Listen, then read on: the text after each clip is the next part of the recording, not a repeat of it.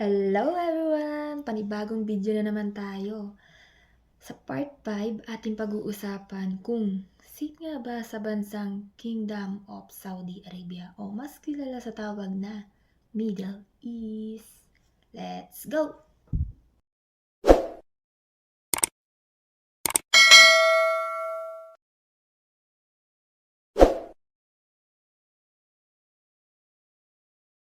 Sa mga nagbabalak mag-abroad, mag-domestic helper dito sa Middle East, kung interesado kang malaman kung safe ba ang bansang Saudi, tapusin mo hanggang dulo, hindi yung iiwan mo na lang tapos hahanap ka ng kapalit. Tapusin mo ang video, hindi ang suporta mo sa kapwa mo OFW.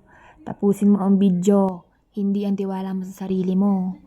Tapusin mo ang video, hindi yung iiwan mo yung asawa mo at mga anak mo tapos ipagpapalit mo rin lang naman sa single mom.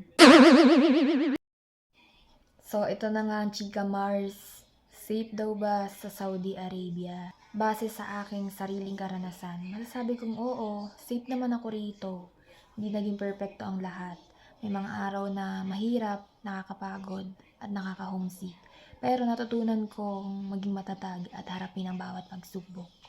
Naniniwala ako na ang magiging karanasan mo dito sa Saudi ay depende lang din sa employer or magiging amo mo.